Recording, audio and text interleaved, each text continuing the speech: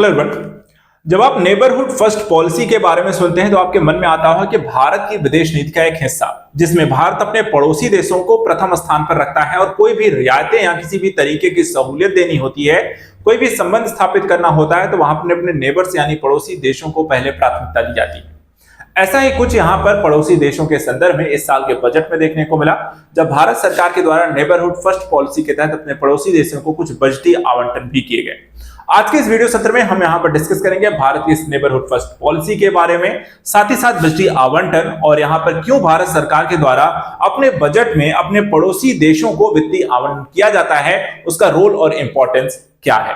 सबसे पहले यहां पर अगर हम नजर डालते हैं नेबरहुड फर्स्ट पॉलिसी के संदर्भ में, तो ये चर्चा का विषय क्यों बना है, क्योंकि केंद्रीय बजट में इस साल वित्त मंत्री निर्मला सीतारमण जी के द्वारा विदेश मंत्रालय को करीब 20,516 करोड़, छोटी मोटी धनराशि नहीं बल्कि 20,516 करोड़ रुपए का आवंटन किया गया है। और ये आवंटन जो है पड़ोसी प्रथम नीति के तहत विशेष तौर पर जोर देकर के किया गया है। तो अब यहां पर मुद्दा बनता है, तो बजटीय आवंटन में किस देश को कितना हम यहां पर आवंटित करते हैं, कितना बजट हम देते हैं, और दूसरा यहां पर इसका रोल क्या होता है पड़ोसी प्रथम नीति के तहत। सबसे पहले देखिए तो भारत की जो विदेश नीति यहां पर अब तक रही है, इसका एक अहम पहलू है नेबरहुड फर्स्ट पॉलिसी। इसमें पड़ोसी प्रथम नीति और उसके आसपास के देशों के साथ बेहतर संबंधों और उसके प्रबंधन को ज्यादा महत्ता इसमें दी जाती है। 2008 में अगर हम देखें तो औपचारिक रूप से नेबरहुड फर्स्ट पॉलिसी को लागू किया गया, और इसमें कौन कौन से देश आते हैं तो यहां पर हम देखें तो अफगानिस्तान, बांग्लादेश, भूटान, मालदीव, म्यांमार, नेपाल, पाकिस्तान और श्रीलंका जैसे देश में शामिल हैं। जो मूल रूप से हम देखते हैं तो ज्यादातर आपके स्थलीय सीमा यहां पर साझा करते हैं, सिवाय यहां पर श्रीलंका को छोड़ करके। इसका उद्देश्य क्या है? इस तरह की पॉलिसी का उद्देश्य यह होता है कि जो भौतिक, डिजिटल और जन जन संपर्क है वो बढ़ावा जाए दोनों ही देशों के नागरिकों के बीच, सरकारों के बीच, बिजनेस टू बिजनेस के बीच, और इससे व्यापार और वाणिज्य को यहां पर मजबूती मिलेगी, जिससे इकोनॉमिक स्ट्रक्चर यहां पर बेहतर होगा और व्यापार को बढ़ावा मिलेगा। मुख्य फोकस अगर हम देखें तो किन क्षेत्रों की ओर रहता है, तो आप देखें तो स्थिरता और समृद्धि के लिए, लोगों के अनुकूल पारस्परिक लाभकारी क्षेत्रीय ढांचे का इसमें निर्माण होता है, साथ ही सम्मान, संवाद, शांति और समृद्धि के सिद्धांतों के आधार पर परामर्शी, गैर पारस्परिक, परिणाम उन्मुख दृष्टिकोण भी अपनाया जाता है। सरकार की सभी संबंधित शाखाओं में नीति को संस्थागत प्राथमिकता के रूप में भी विकसित किया जाता है, यानी कि सरकार के द्वारा नेबरहुड फर्स्ट पॉलिसी तहत बजटीय आवंटन करके इस बजट का उपयोग वो अपने दो देशों के मध्य बेहतर संबंधों को विकसित करने, व्यापार को बढ़ावा देने, आपसी संपर्क को बढ़ाने और संवादिक प्रक्रिया, कम्युनिकेशन सिस्टम और एक दूसरे के विश्वास बहाली पर ज्यादा एक तरीके से बेहतर स्थिति प्राप्त करने का एक कोशिश होती है। बजटीय आवंटन के दृष्टिकोण से चलिए देखते हैं कि भारत सरकार ने किसको कितना आवंटन किया है। तो पड़ोसी प्रथम नीति पर भारत के तहत 4,320 करोड़ रुपए कुल योजना के बजट का करीब 64% है। ठीक है,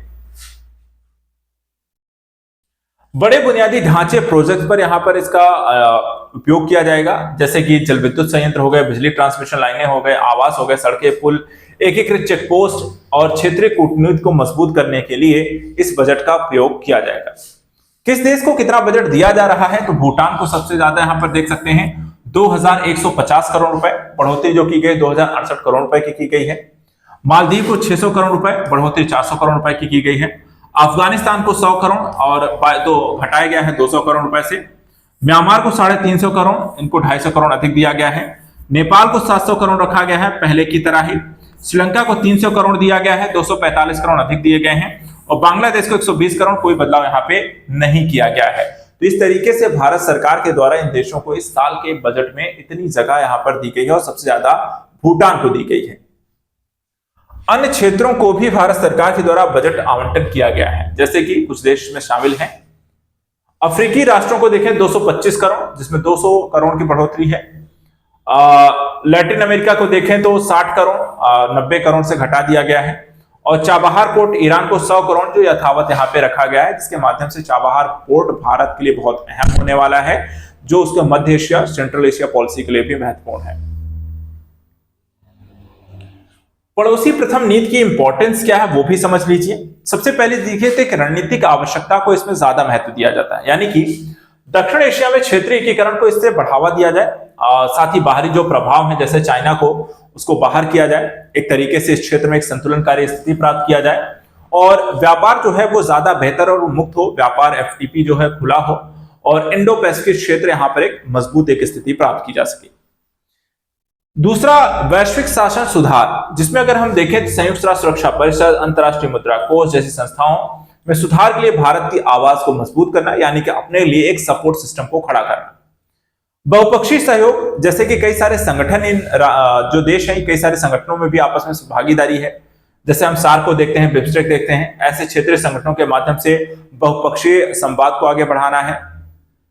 सॉफ्ट पावर का प्रयोग करना, यानी पड़ोसी देशों के साथ ऐतिहासिक और सांस्कृतिक संबंधों के माध्यम से भारत अपनी सांस्कृतिक पहचान को मजबूत भी करने का इसके माध्यम से प्रयास करता है। इसके अतिरिक्त क्षेत्रीय शांति व सुरक्षा को महत्व देना, जिसके तहत हम आतंकवाद विरोधी अभियानों, संगठित अपराधों, अन्य सुरक्षा चुनौतियों से निपटने के लिए सहयोग बढ़ाता है। आर्थिक लाभ भी इससे जुड़ा हुआ है, क्योंकि क्षेत्रीय व्यापार, निवेश, बुनियादी ढांचा विकास, रोजगार सृजन और आर्थिक वृद्धि जैसे पहलू भी इससे जुड़ जाते हैं। ऊर्जा सुरक्षा के दृष्टिकोण से देखें तो भारत को नेपाल और भूटान जैसे देशों से जल विद्युत क्षमता, यानी कि भारत को जल की ऊर्जा की जरूरतें जो होती हैं वो पूरी होती हैं, उसकी सप्लाई होती है। पूर्वोत्तर का विकास भी इन्हीं के साथ जुड़ा हुआ है, क्योंकि कई सारे देश हमारे पूर्वोत्तर क्षेत्रों के साथ सीमा साझा करते हैं, तो पूर्वोत्तर क्षेत्रों के साथ पड़ोसी देशों के साथ संपर्क सुधारना, जैसे Kaladan project, Agartala Akhaura rail link इत्यादि। इस तरीके से भारत के बजट आवंटन ने नेबरहुड फर्स्ट पॉलिसी को एक बार फिर से चर्चा का विषय बना दिया है और इसके तहत भारत लगातार अपने पड़ोसी देशों के साथ एक बेहतर संबंध बनाने का प्रयास करता रहा है। ऐसे ही इंपॉर्टेंट करंट न्यूज एनालिसिस के लिए आप मेरे साथ यहाँ पे जुड़े रहें। फिलहाल आज के लिए इतना ही। Thank you so much and good luck.